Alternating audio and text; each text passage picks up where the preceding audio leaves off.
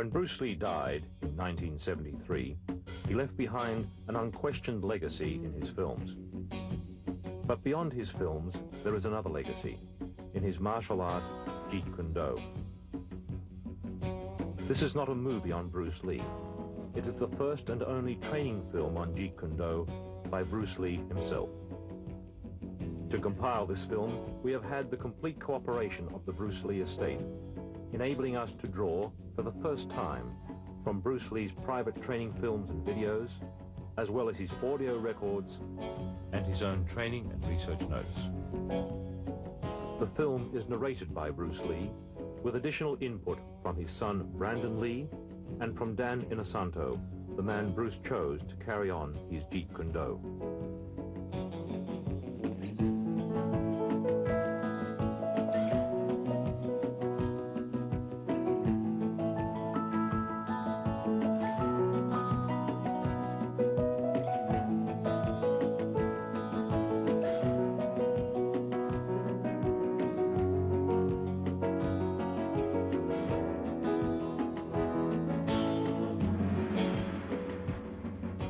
My last name is Lee, Bruce Lee. I was born in San Francisco in 1940. My martial art is in Cantonese, Jeet Kune Do, the way of the intercepting fist. In case you have missed the recent news, Jeet Kune Do, of which I am the founder, has been elected and accepted into the Black Belt Hall of Fame in America. This marks the first time a recently developed form of martial art is nationally accepted. No, Jeet Kune Do is not thousands or even hundreds of years old. It started in around 1965 by a dedicated and intensified man called Bruce Lee. And my martial art is something that no serious martial artist can ignore. I met Bruce Lee in 1964 through Ed Parker, who was my Kempo karate instructor at that time. And it was the first year of the first international karate championships held in Long Beach. When Bruce arrived in the United States, he had the training in Wu-style Tai Chi, sometimes in Hong Kong they call it Unga. And he had the, of course, training in Western boxing. He had training in fencing from his brother. That's Epee, that goes from toe to head. He had training, obviously, in Wing Chun. And the other area was the training he had received in, they call it Buk Pai, or it's Tam Toi. He knew 12 sets in Tam Toi. And then believe he traded with a Choi Li Fat man. So those are the arts that Bruce brought into the United States. In the beginning, he used the Wing Chun as the base system, or the first system. But as time went on, he went away from that, started to extract different things from different systems and put it to his personal use. That's why we say absorb what is useful and reject what is useless for you. That's the concept. Okay? He says using no way as a way. In other words, it's not a Japanese way, it's not a Chinese way, it's not a Korean way, it's not an Okinawan way, it's not a Filipino way, it's not an Indonesian way. He's saying using no way as the way. You are the way.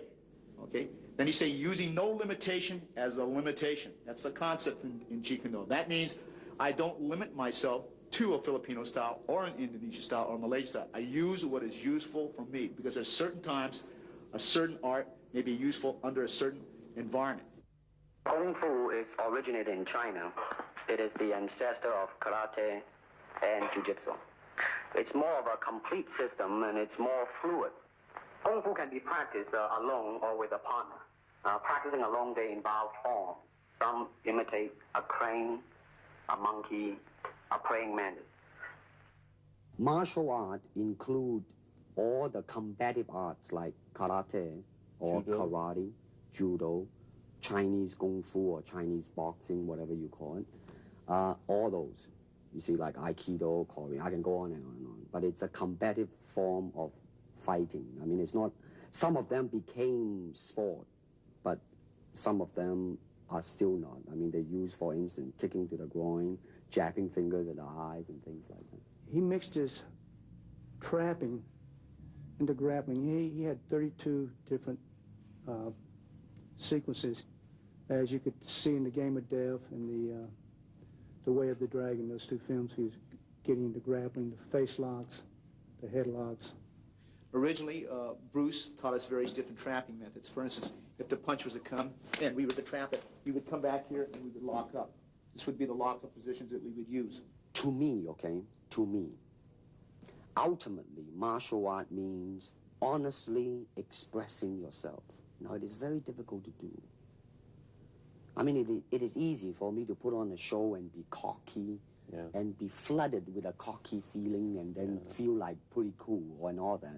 Or I can make all kinds of phony things, you see what I mean, blinded by it. Or I can show you some really fancy movement. But to express oneself honestly, not lying to oneself, and to express myself honestly, that, my friend, is very hard to do.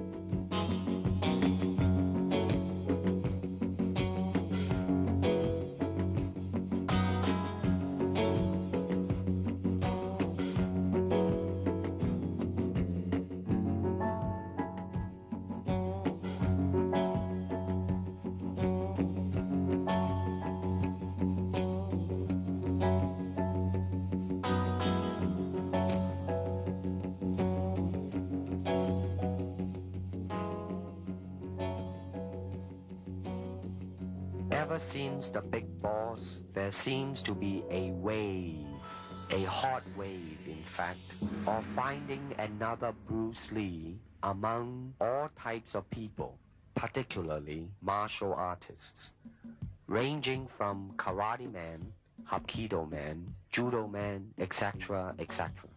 Forgetting about whether or not they possess the ability to act, just so as they can halfway decent to kick or punch, and hopefully knowing a few tricks or gimmicks, the producers will make them a star. Now let's stop about here. Is it that simple to become a star? Well, I can assure you it's not that simple. Also, I can tell you that as more Bruce Lee's films are shown, the audience will soon realize not only in acting ability, but in physical skill as well, they will see the difference. For example, in The Way of the Dragon, my skill is matched with an American champion, Chuck Norris, who happens to be a 7-time winner of both the All-American Open and World Karate Championship as well. Then there is Bob Wall, the 1970 heavyweight karate champion, plus Wang Yanjik, the 7th degree Hapkido expert, which some audience have seen him in the film called Hapkido. Of course, it is only movie making, people will say, but I'm sure that the audience are not so insensitive as to not be able to see and judge by themselves and compare these men's speed, power, rhythm, coordination, versatilities, etc., etc. I started training with my dad really as soon as I could walk. I mean, my dad was a really diligent trainer, and he always had people over at the house practicing. My dad had a circle of students that were close to him, and so they were friends of our family. And one of those men, Danny Inosanto, continued to be my teacher, so it's kind of a nice unbroken line. I have his books at home with all of his underlining and his notes in them, and it's fascinating to see where he drew his sources from, from what sources he drew.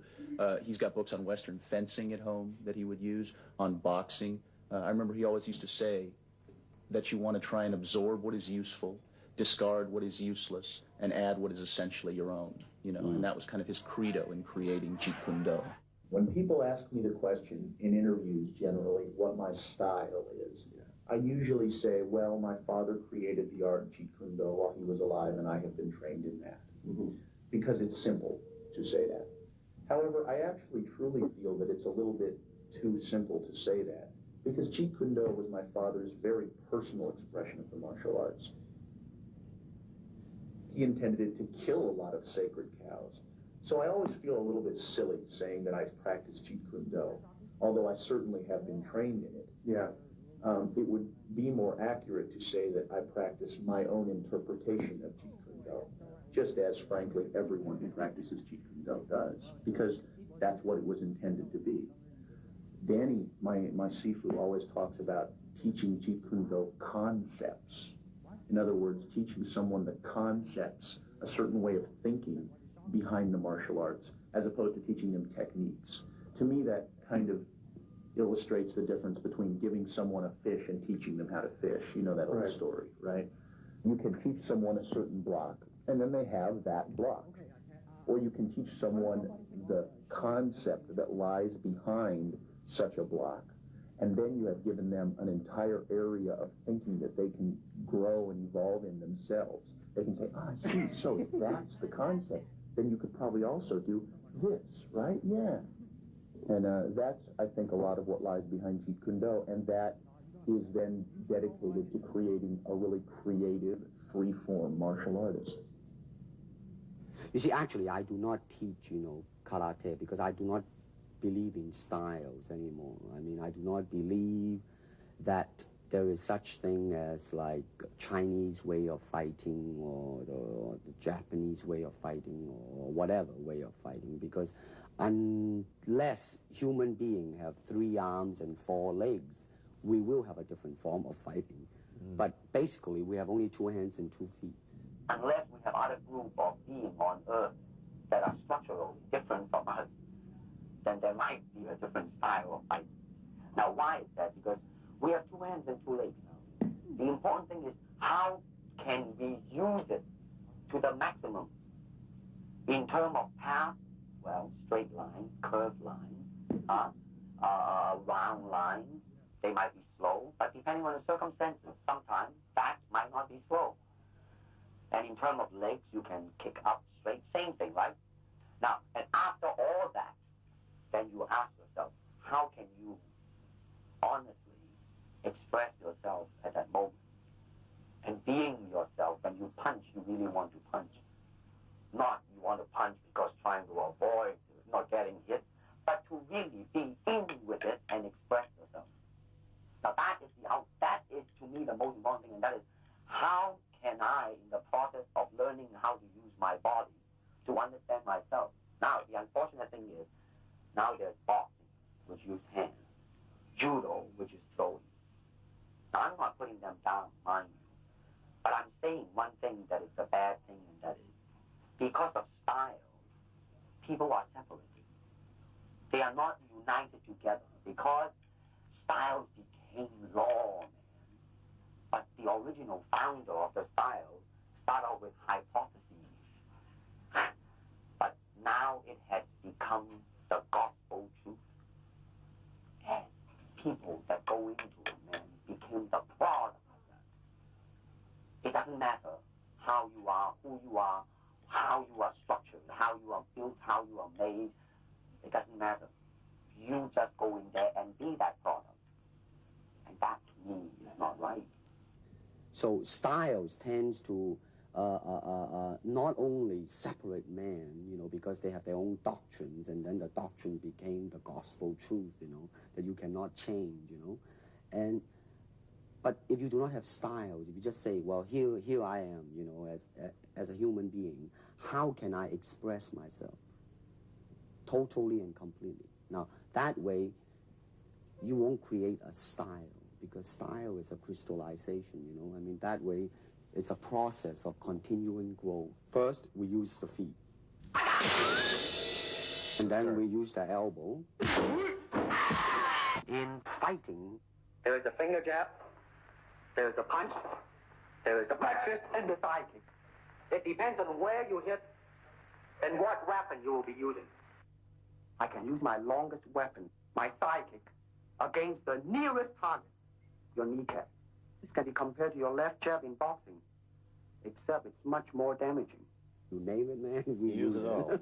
You have to, you see, because, I mean, that is the expression of the human body. I mean, everything. I mean, you know, not just the hand.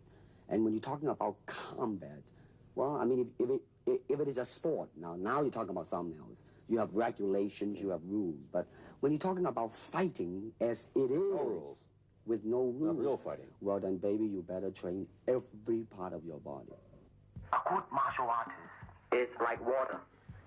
Why? Because water is insubstantial. By that I mean you cannot grasp hold of it. You cannot punch it and hurt it. So be soft like water and flexible. Be formless, shapeless, like water. Now you put water into a cup, it becomes the cup. You put water into a bottle, it becomes the bottle. You put it in a teapot, it becomes the teapot. Now water can flow or it can crash. Be water, my friend.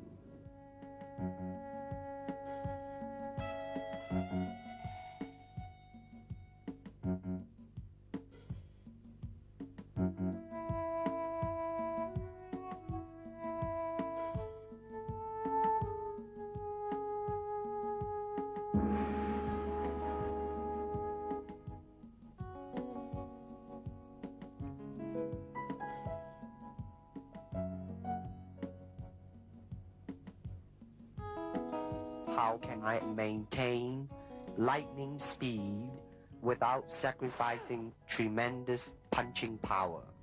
I believe I found the cause of my ignorance. You'll see a Jeet Kune Do punch is very scientific and practical, especially in street situations. Okay, I'm going to start off with the basics. Normally we were taught in the right leg, but I like to go with the left and right leg, so I'm going to demonstrate in the right leg, okay? Now when the punch comes, you parry it across like this, and as you do so, you strike, okay? Slow motion, 1, see? 2. You can do it together, or you can do it separate. You could catch and then go, or parry and then go, or do it together. When you do it together, you're going to hit it. I'm going to give you the side view over here. Slow motion, 1. That's slipping on the outside, slipping on the outside. We do a lot of drills. As I said, we incorporate from many different systems. Okay, so the first basic is to slip and hit. Again, a slow motion, slip and hit, okay? Slip and hit, slip and hit. Now, as they punch, I'm going to slip inside and hit. Slow motion, slip, inside and hit, slip, inside and hit. Now you can do it together, or you can parry slightly ahead of your cross that comes this way, or you slip and hit on the opposite side like that. Okay? Okay, that's your basics. Okay. Let me illustrate this slowly. As the focus lever comes out from your trainer, I want you to slip, cross, hook, cross. Slow again. Parry, cross, hook, cross. These are the basic drills that we were taught to follow up. But they can be found in Western boxing. They can be found in Filipino boxing. This one here, when you slip, you cross, you hook, you cross. However, you can slip first, then hook, then cross, then hook. Again, slip, hook, cross, hook.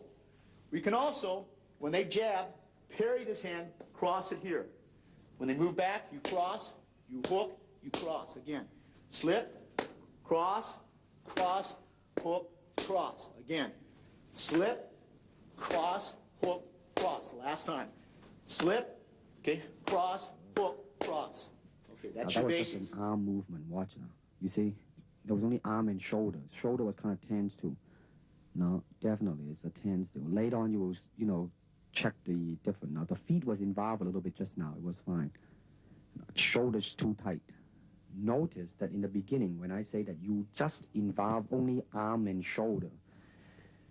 Now, your hand, the last time when I saw you was very, very good and fast. Now let's see if this can do. Now that, let me see another one. You got to involve your feet a little bit more. You see, hand and feet. Got a hand and feet. Go pretty good.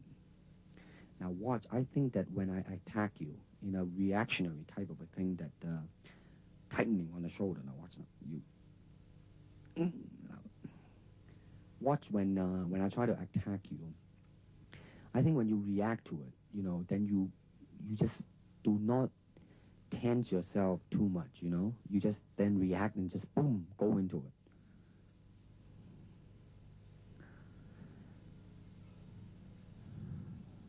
Now that, I just say, use only the hand just now, I say.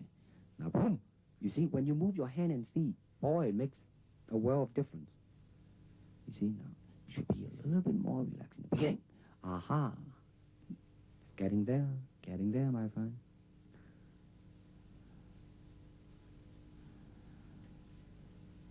What's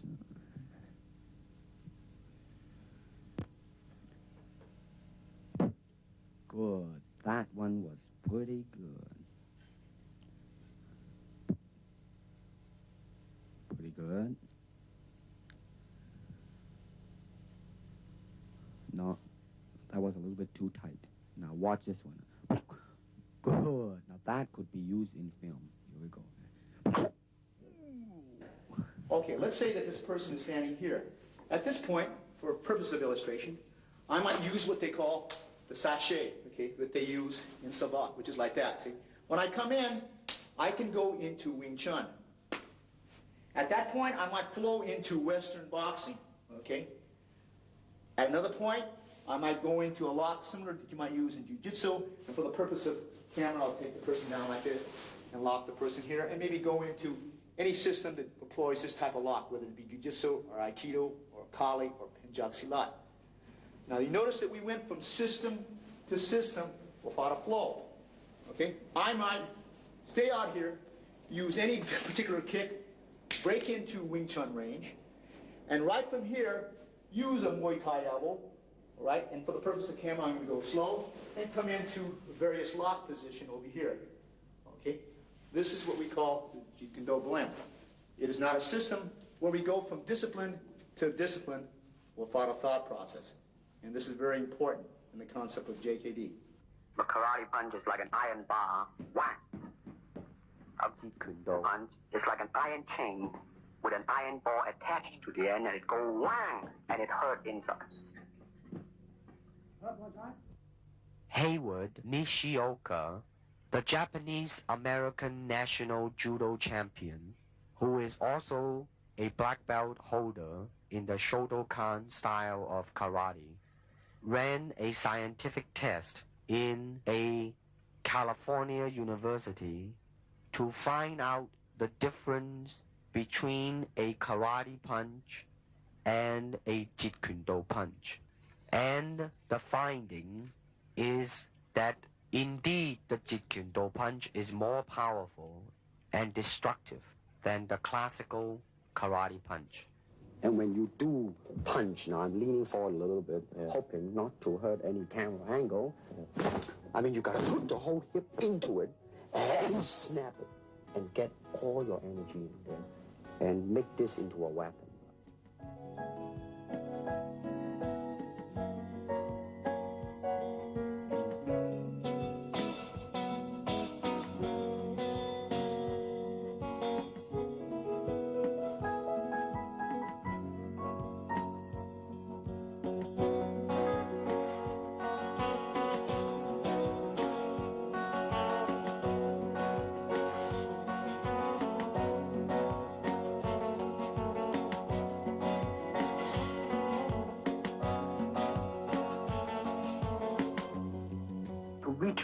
Move to me. Your attack offers me an opportunity to intercept you. Don't charge him blindly. In combat, distance is a continually shifting relationship, depending on the speed, agility, and control of both fighters. It is a constant, rapid shifting of ground, seeking the slightest closing, which will greatly increase the chances of hitting the opponent. Okay, so I'm going to start off first with the footwork system, because this is the mobility system or the transportation system, or the system of delivery, okay? Traditionally, when he started off in 1964, when he taught me, we raised the left heel up. This thing is pointed in, and this is what he referred to as the Bai Zhang stance. like this, okay? So I'm going to start off first with the basic footwork. This is the step and slide shuffle, step and slide back. Okay, so this is the first two. Advance, retreat, move to the right, and move to the left. In the beginning of those earlier years, in 1964, they always went with the right lead. But as time went on, we decided to go both left and right lead. So we again practiced our footwork with advance, retreat, move to the left, move to the right. Then we advance and retreat in one motion, and we retreat and advance. Double advance, double retreat, double left, and double right. This should be also done on the right lead, as I'm doing here very slowly, okay, and switching over as so, okay. The basic footwork in which we use, okay. This method here, he taught us also, is slide step. And slide and step advance. So you slide the step, and you take a step out. Slide, and then step, slide and step, slide and step. And left lead, it will look something like this. Slide and step back, slide and step back. Then you have something that looks like your step and slide shuffle, but it's not. That's what they call a push shuffle. You push off, and you push back. Rather than take a step here and slide, you push, and you push back. This is what we refer to as the push shuffle on the right lead. Then you'd learn it on the left lead. Push shuffle, push shuffle, push shuffle, push shuffle. Okay, after that, he taught us the circle. The circle, we learned the quarter turn, which means I'm going to turn as if your opponent is here, we move. As if your opponent turns that way, you move, okay? Turns this way, we move. Turns this way, we move. Now your opponent's circling this way, so we move. So we learn to circle around like this. He circles this way, we move. Circles this way, we move. We do this again in the right lead also. Okay, so the man is circling this way, we move. Circles this way, we move. Circles this way, we move. Circles this way, we move. Circles this way, he moves. Then we reverse it. This way, your opponent's moving, so you just move laterally, move around, moving around, okay? All right, this is your transport system that we use, or what they call delivery system. This is on combination kicking. Now you will notice a difference. In the beginning, you tend to over-chasing yourself. In other words, you're covering too much distance. Therefore, when you kick, then your center of gravity is moving forward too much, and the form in kicking is greatly affected. Now, the reason you're going back because your body was leaning too much back. Now that's what is called a commitment kick. I mean, when you try to go through something, when you're trying to really kick to hurt, then you would lean back, but you won't do it in a combination kicking. Boom. No, you see, you are rushing yourself there. I mean, you should really, in the beginning, just take your time and just go boom, and boom, and now. You see, you're still, it's not so much on the physical, mentally you are chasing yourself out, Now, watch this now. In slow motion, bum and bum. But you see, the body line is always there instead of overreaching, you know what I mean? You kind of rest back, but as you progress on, though. Here we go. 1 and 2. Just easily, you know what I mean? Here we go. And 1, that's good. 2, and then once you get that, then you go into the kicking form, make sure that it is right, and 2, and 3. Now you are more in control now. You are more thinking of 1, 2, 3. And don't just, think of 3 already. That's even better now. There is snap at the end in this one too. The other one, you are just, doing a form and a boom and a boom and a boom. You see, all you need to do is just really snap the leg and just step and slide into it. Boom and a boom and a boom. That's right. Good. Now you're not over chasing yourself. Now you are pacing yourself right. Here we go. 1 and 2 and 3. Good.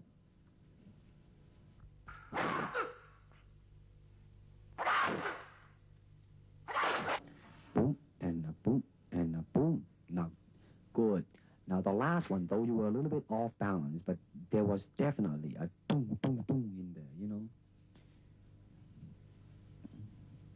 Here we go, kick me, boom, and boom.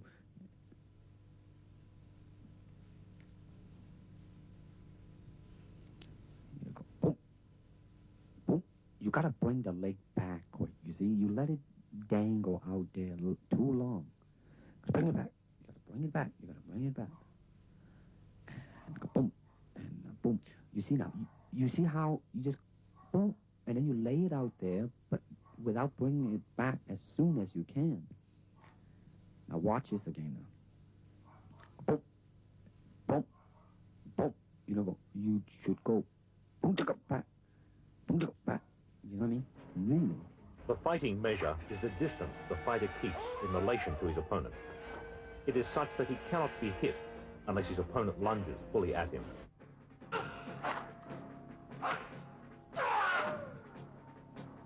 Martial art has a very, very deep meaning as far as my life is concerned, because as an actor, as a martial artist, as a human being, all these I have learned from martial art.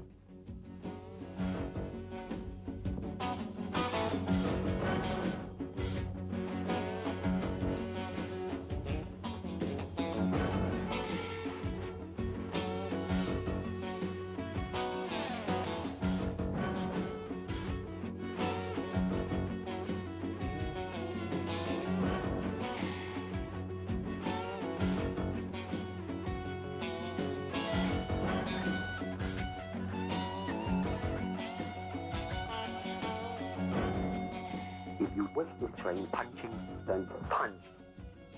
If you wish to train kicking, then kick.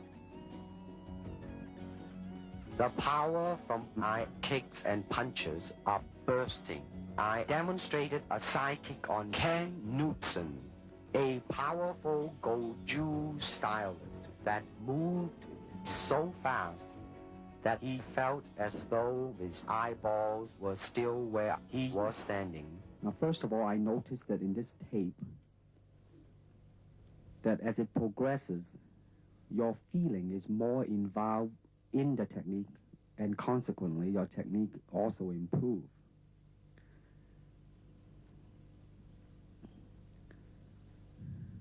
Now, the foot at the ending position in impact is kind of dangling a little bit.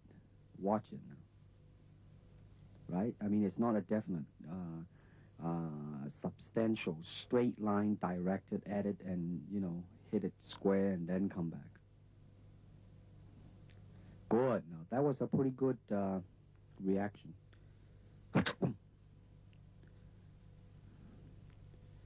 Good. You're pretty loose here. I see your hands dangling. Loose. And... Uh-huh. Here we go.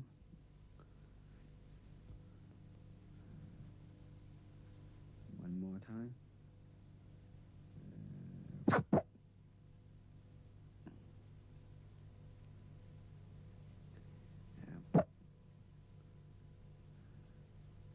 Pretty good. That was really quick too, you know. Did you notice that? See, the thing to watch out really is the initial, a little bit yawning there. The thing to watch out is you have to, the initial part has to be fast. But also that when you finish the technique, you gotta bring it back fast too. So in other words, you gotta be fast from beginning to end.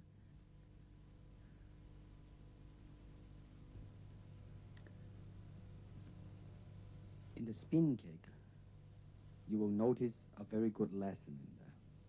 Now, just now, it was a little bit off. The good lesson that I mentioned, now, you are very much in control of the movement. By too much control, therefore, you are kind of concerned about the execution. Therefore, you kind of, you know, like, really tight. Boom. Now, that was a pretty smooth movement. But now watch this now. Now, right now, I'm telling you to, you know, really just forget about it. Just do it. Now, boom, you see? Right on the target. when you just ease the burden of your mind, you just do it. Now watch the next two kick now. Just go boom, right on the head, man. And good speed too. And boom, boy, right on the head. See, now that's James Coburn in there, kicking. You see what I mean now? You really just boom, and go into it. You can feel the difference when I put my body behind the kick. I mean, you got to put the whole hip into it and get all your energy in there and make your kick into a weapon. Now, let's see what... Now, in this one, I want to see the initial speed and suddenness of your attack. This is just a simple attack, I think a side kick. And I just wanted you to see how, go in there. Now, you're bouncing now for the sake of bouncing. Now, boom. Now, that one's not there. Now, that one now. You have good intention, you made up your mind, you just go. Not bad, not bad. Now, notice your kick when you finish. You just let it drop down, you do not bring it back quick enough. Now, your initial was quick. If you bring it back quick, the whole kick would just look like a boom. Now, again, you see, you did not bring it back again. You move, and boom. Good, very good suddenness. Again, you notice your leg, you did not bring it back. Now, boom. Good. Now, I really like the suddenness, of your... Maybe just a little step there, but listen, man, it passed. Boom. Now, you see, you're moving your leg, but your shoulder is a little bit. Now, that was pretty good. Your shoulder may be a little bit tense. The upper body and the lower body has to be united. Now, you see now, I don't think we mentioned this because your leg was, you see, you let it stay and then back. Now, see, definitely, your initial move has, really improved. Really improved. Relax and move. 1, 2, 3. Now, that was good. That was good.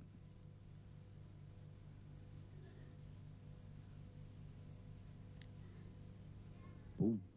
A little bit low. Boom. Good. Now, this is the flexibility now. Now, I want you to watch your left leg, with a stationary leg. Now, watch the stationary leg one out. The first one, you didn't make it. Now, the second one, you didn't. Now, watch this now. Watch it. Boom. You see how it really straightened out and you let all the weight rest on the heel and it just reach easily. Now, this is the side kick going over. Now, listen to this now. I like your very good natural feeling on the first one, though the kick was not too good. I mean, you see how it just really, very smoothly it go up there. Now, the second one, you want to control your foot position a little bit. Maybe you are too much control in there. Watch that. You know what I mean? Make it not as natural as the first one. Boom. Mm-hmm.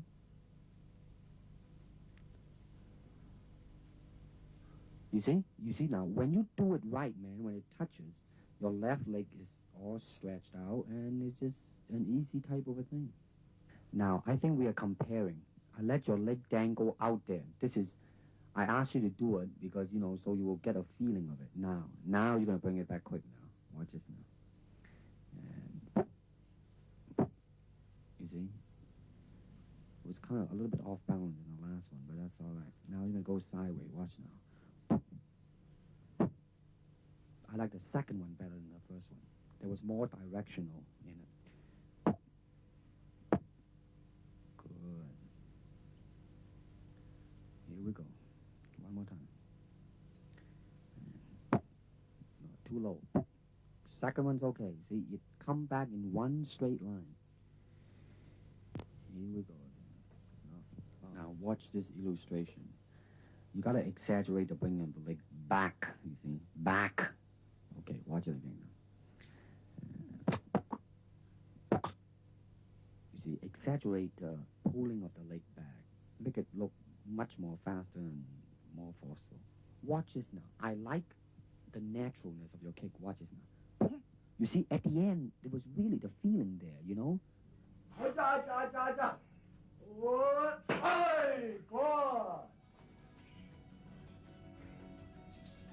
Get the back jumping up and down. Hey, good. Nice one.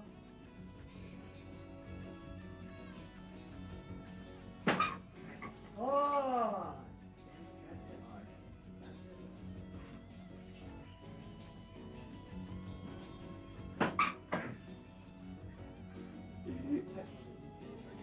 One more.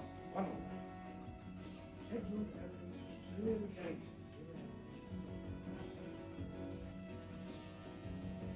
You want to. I see your happy.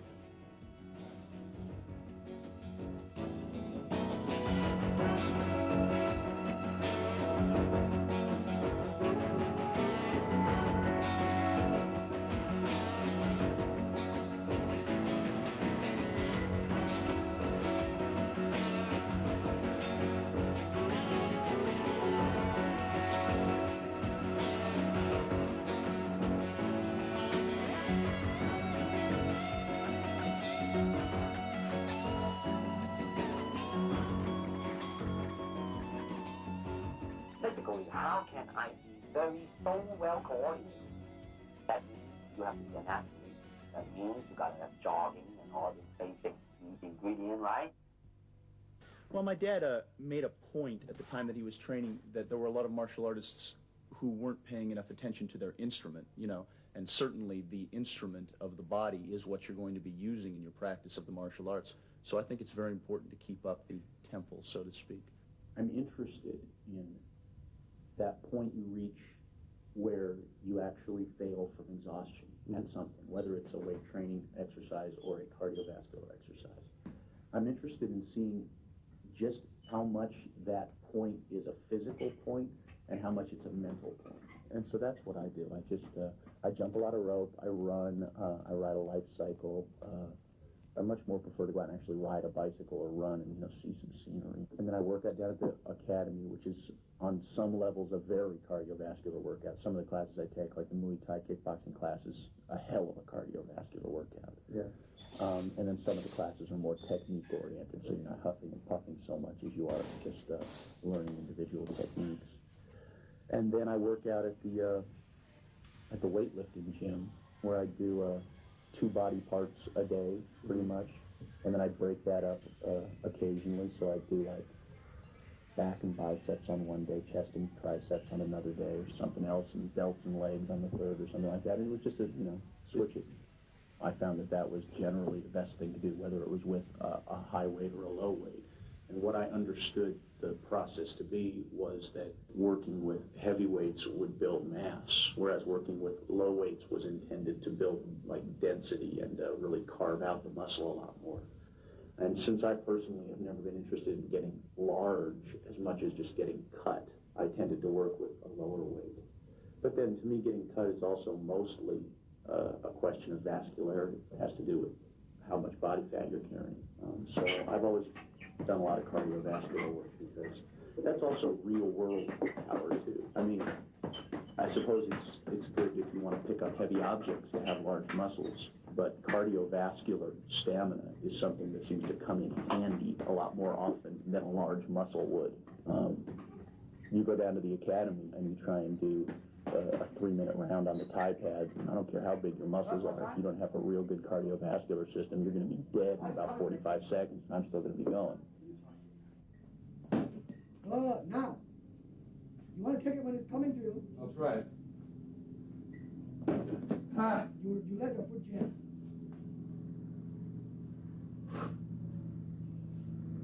Drive the sucker. You're pushing. Okay, now, Jim, go and kick a bean bag and give me the thrust the sucker to Kingdom Hub.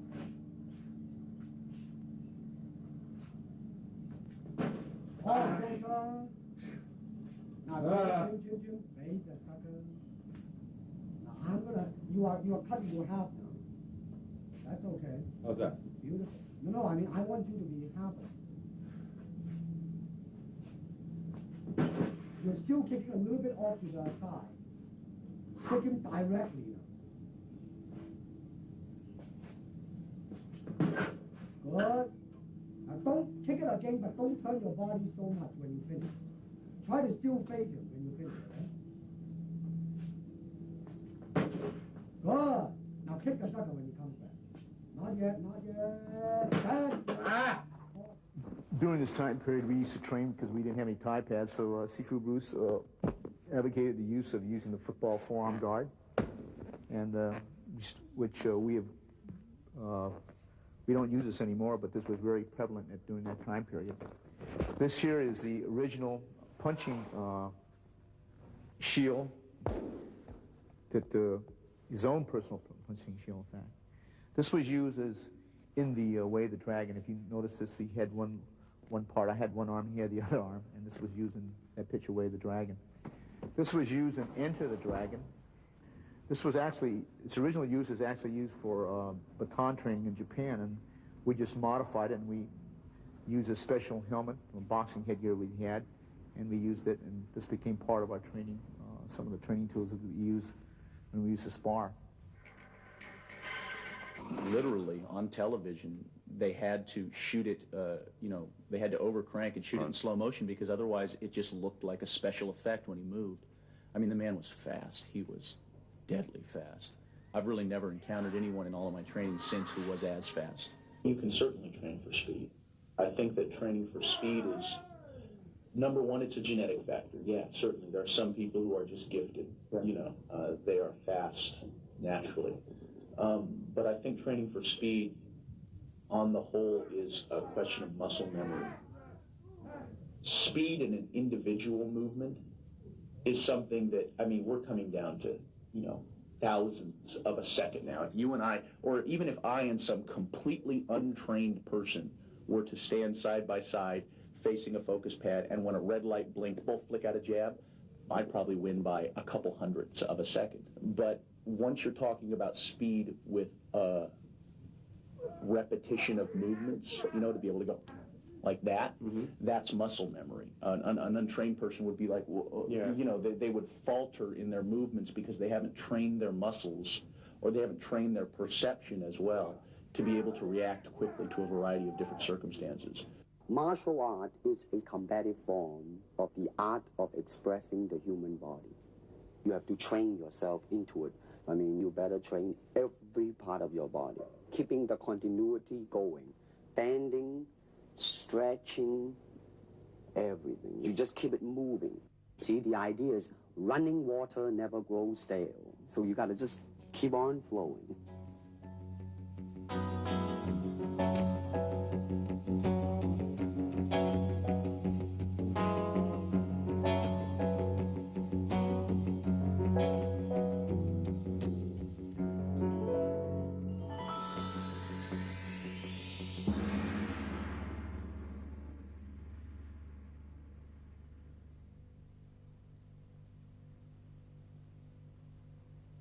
When the opponent expands, I contract. And when he contracts, I expand. And when there is an opportunity, I do not hit. It hits all by itself.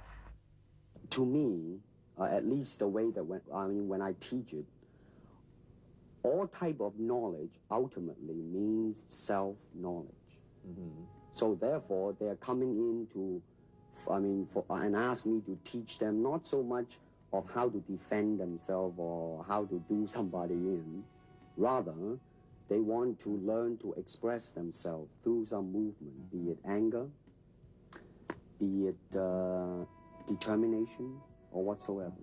So in other words, what I'm saying, therefore, is that he is paying me to show him in combative form the art of expressing the human body. Jeet Kune Do is not a style.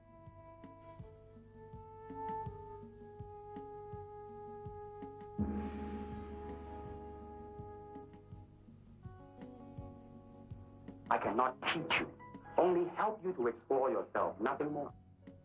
Here it is, the natural instinct, and here is control. You are to combine the two in harmony. Not, if you have one to the extreme, you will be very unscientific. If you have another to the extreme, you become all of a sudden a mechanical man. Now, James Coburn is a peace-loving man. I mean, he's really, really nice. I mean, super mellow and all that. I mean, you know, I mean, now he appreciates the philosophical part of it. Therefore, his understanding of it is deeper than Steve. The martial arts, which are an integral part of my life, come entirely from my father. But the martial arts, I'm completely beholden to my dad for. I mean, he started me in the martial arts when I could walk. He trained me my entire life until he passed away. And then even when I continued my training, it was with one of his students. You know what I want to think of myself? As a human being. Because, I mean, I don't want to sound like, you know, as Confucius say, but under the sky, under the heaven, man, there is but one family. It just so happened, man, that people are different. A good martial artist does not become tense, but ready. Not thinking yet, not dreaming. Ready for whatever may come.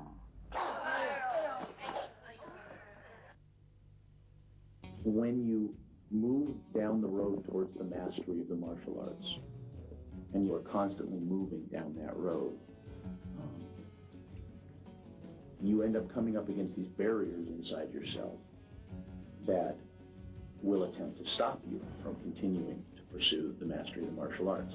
And these barriers are such things as when you come up against your own limitations, when you come up against the limitations of your will, your ability, your natural ability, your courage, how you deal with success and failure as well, for that matter. And as you overcome each one of these barriers, you end up learning something about yourself. And sometimes the things you learn about yourself can, to the individual, seem to convey a certain spiritual sense along with them. I don't believe in systems, nor in methods. And without system, without method, what's to teach? I found the cause of my ignorance.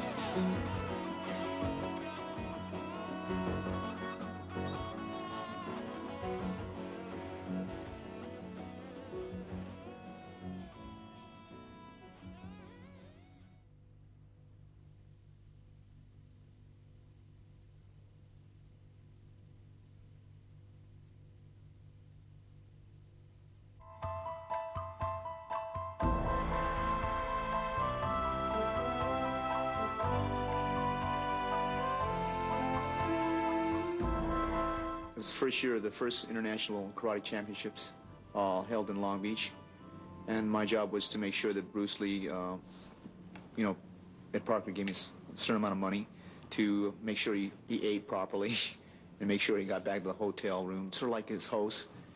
And I met him then and grew to really like his personality, and we became very close friends. When Bruce arrived in the United States, he had the training in Wu-style Tai Chi, sometimes in Hong Kong they call it Unga, and he had the, of course, training in Western boxing. He had training in fencing from his brother, that's Epee, that goes from toe to head. He had training, obviously, in Wing Chun, and the other area was the training he had received in, they call it Buk Pai, or it's Tam Toi. He knew 12 sets in Tam Toi. And then I believe he traded with a Choi Li Fat man. So those were the arts that Bruce brought into the United States. What Bruce did, as it related to me, that he could never learn from the top man, because in those days, Kung Fu practitioners were quite prejudiced, and they didn't usually share the knowledge with other people from other styles. So what Bruce did, he knew that, so what he did would go to the second or the third or fourth man in the system and say, well, look at how would you like to learn Wing Chun? And I'll trade you my Wing Chun knowledge for your praying mantis. Let's say it's Northern praying mantis. And that's what he did, because he knew that the head instructor wouldn't teach him. So he did that in Southern mantis. Southern mantis, I believe he trained straight with the man. But a lot of the styles that he trained in Chinese Kung Fu, the way he picked it up, he would exchange the knowledge of Wing Chun for different styles. And of course it was between him and the person he traded with. So he usually picked the second or third or fourth or fifth man within the hierarchy or of the top five in each Kung Fu system. And then as he approached that, he worked obviously with a lot of Western boxers. A lot of his students were sort of street type fighters. He worked with various different wrestlers and judo man and jiu-jitsu man, and slowly went away from the traditional or the classical way of training in Kung Fu. And he sort of changed the methods. In other words, he did away with the classical traditional ways of forms. But I think he still kept the forms, but he separated between what was the forms and what was the way he wanted to train for martial art. He referred to the forms as martial art gymnastics. And that's the first part that you would see, because when I first learned under Bruce, he was teaching me sets. For the first 6 months of my training, I learned sets. And I was learning a set in Northern Mantis, and the first set in Wing Chun, and a little first part of the Wu system, Tai Chi Chuan. And then within about 3 to 6 months, it's hard to go back in my memory right now, but he said that's not where it was at. And he just completely stopped teaching me that, and went into this, what I call his way of thinking, his way of training.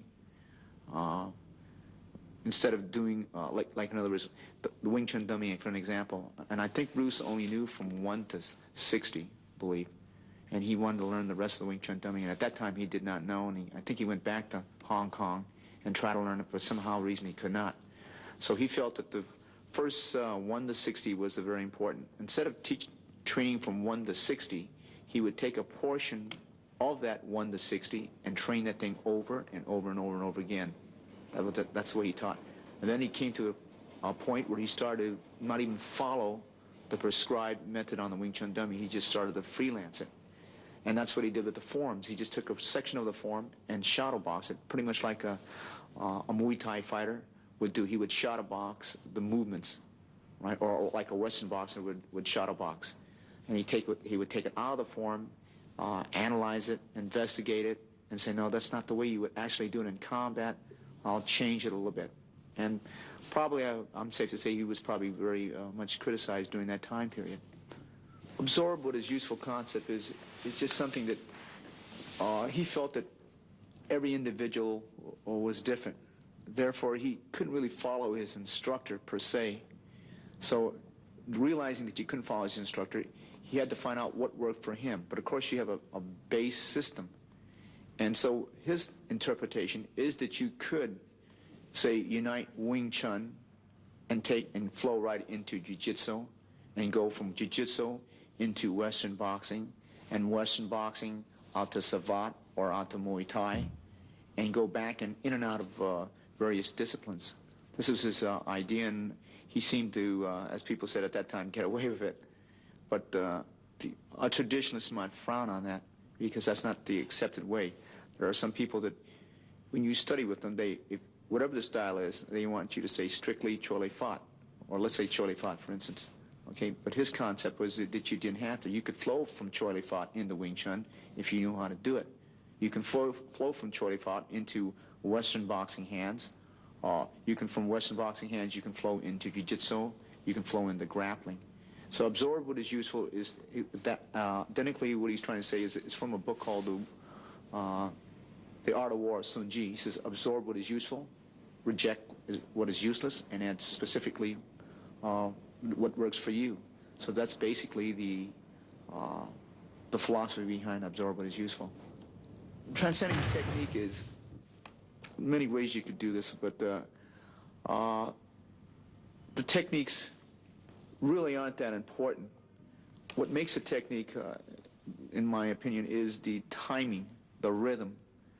Okay, your personal attributes like your agility, your balance, your coordination, dexterity, stamina, strength for that certain time period. The technique has to fit the individual. Technique has to fit motion, both your motion and the opponent that you're flowing with. That's the important part about technique. So attributes, according to Bruce, were probably more important than technique. Developing speed or stamina or strength, those are attributes that you do use in combat. And that's, I think, what he was trying to say there, that you got to transcend the technique, both physically and mentally. Having no limitation as a limitation, the philosophy behind that is that if you are trained in a particular martial art, which is called a Japanese style, they might see something in another style that they like, let's say another Chinese style. But because of the curriculum, they stay within the boundaries, so therefore it limits what he can use. As having no limitation is your limit, he's using no limit. The boundaries within the Western boxing, let's say that's a boundary because you're boxing, you're strictly using your hands. You're not really using your knee, you're not using your elbow, so it is limited. Wrestling, for the most part, unless it's professional wrestling, you're not allowed to use the elbow, bite, and gouge. So you're limited because that gives you a kind of a structure to work with. Judo is very, very good art. They throw well, they choke well, they strangle well, they arm bar, they leg bar, but there is no punching, so that's limit. So he's trying to say using no limitation as styles do limit to a certain degree. Bruce said that to transcend technique, it has to punch, it has to kick. You don't punch, it punches, it kicks, it elbows, it knees, it head smashes, all right? It does everything. It grapples, it locks, it chokes, it strangles. It was the transcending of self. You don't know how you hit. It hit. It hit by itself without even a conscious effort. That's what he's talking about, that the it. So he's transcending the physical. He told me once, well, I don't know if it's true or not, he said that he could see himself, if there was a person he's fighting, that he never fought the battle from here. He fought the battle from here, and he could see himself and the opponent. He says, I says, let me get this straight now.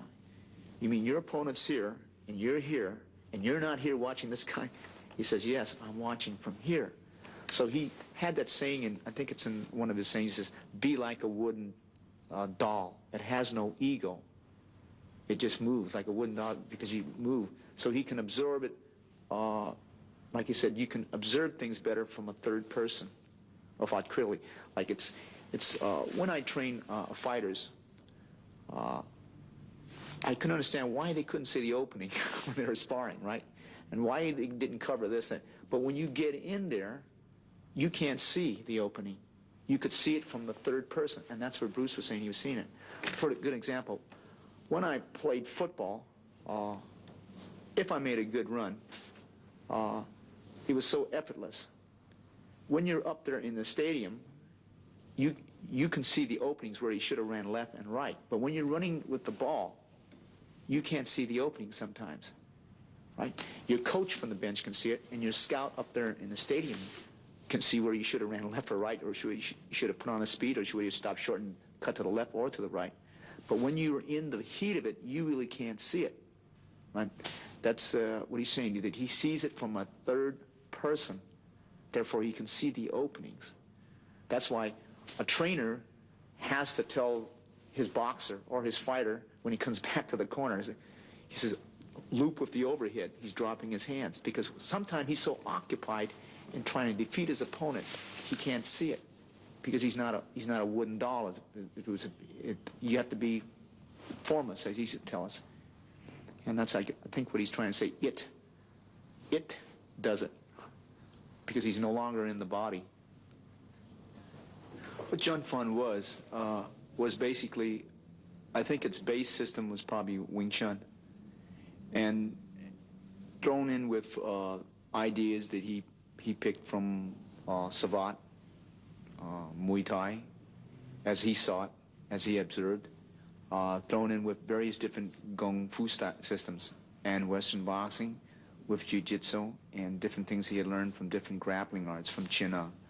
And that's the basis of Jun Fan. The liberation of Jun Fan, we get into now what we call Jeet Kune Do. For an example, to expand on what Jeet Kune Do is, Jeet Kune Do is a very personal thing. Therefore, it is not really a product. Rather, it's a process. It's a process of becoming, and you're constantly changing. The only thing you can be sure about time is it's constantly changing, even the ideas. Okay, so Jeet Kune Do, for an example, if I had one student, he might incorporate only 20%, let's say, Western boxing, as another student might really like it, so he'll use 80% Western boxing. Another person might incorporate 100% Muay Thai. Another person might not like the training, so he might incorporate 10. That's strictly up to him. A person might incorporate grappling. Let's say there's three persons. One person might not incorporate any of it. Another person would incorporate maybe 10%, another person 50%, another person maybe 80% of it. But what is important, that he is exposed to that particular discipline. The way I'm moving now, I use the discipline to develop attributes. That's the key thing, because I believe, like Tai Chi Chuan, for an example, it has a lot of good characteristics that I like. You know, it sort of calms the system down, and it has balance. It promotes balance, and it has good body control when you do it. Muay Thai, the advantage I think there is that they are really, as far as conditioning in the martial art, I consider them to be the most highly conditioned martial arts out there. So I like to incorporate that aspect of it.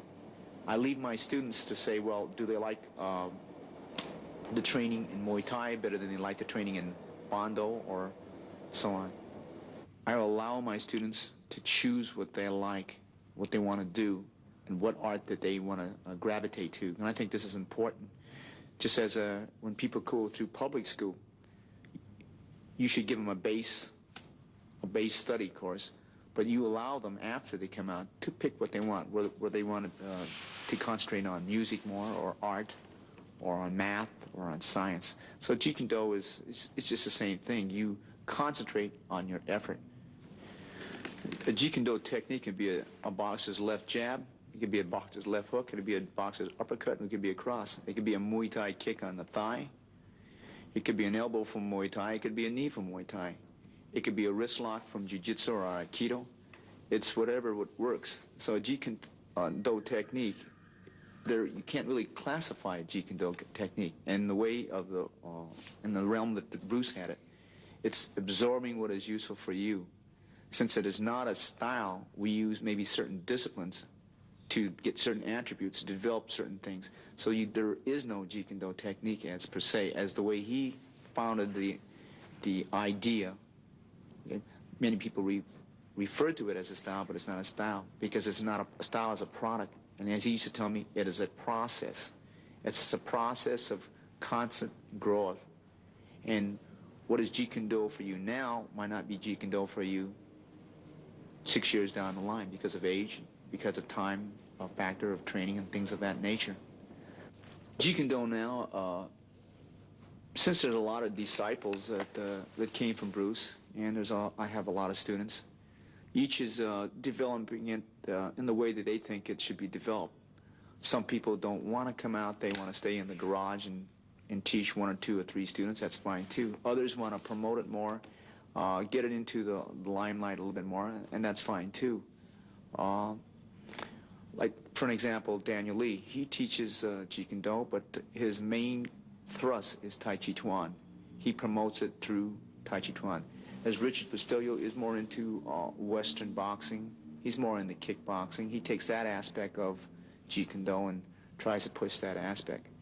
Larry Harsel is more into what we call Filipino Dumog, which is grappling, or Layog, which is another form of Filipino grappling, and mixing in with a little Chinese Chin-A here and there, and Western wrestling, and some things from Jiu-Jitsu and some things from Aikido that he's integrated for himself.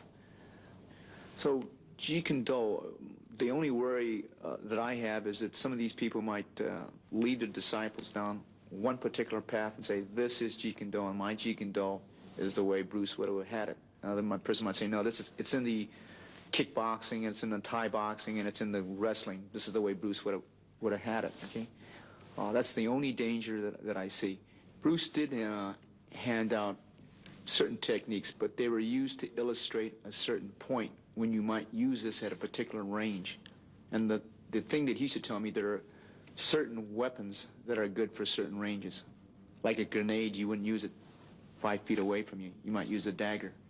A staff, you might use it for a little bit shorter distance. A grenade would be good maybe if there's a machine gun nest out there 50 yards, and that would be the time to use it. There are certain techniques that are good for certain circumstances. Once a man crashes in and he's in grappling range, you should use it. So there are some people who don't believe in the grappling range, but if you look at any professional boxing match or kickboxing match, they within 2 to 3 kicks or 3 or 5 punches, they're already in clinching range. So you should have a grappling art. You can't afford not to learn it. Okay, some people say, well, I'll finish it all in kicking range. I'll finish it all. So I guess what I'm trying to say is that every system or discipline has its time and place. For an example, Bruce used to ask me, he said, Dan, what's the best way of travel? I says, 747, jet, United Airlines. Possibly. He says, well, if you're going across the street, the jet wouldn't be very much of use, would it? If you wanted to go 2 or 3 blocks, maybe a bicycle might be better than the car. And if you're in the jungles of the Amazon, he says, the Porsche that McQueen drives isn't any good because he can't use it under that environment.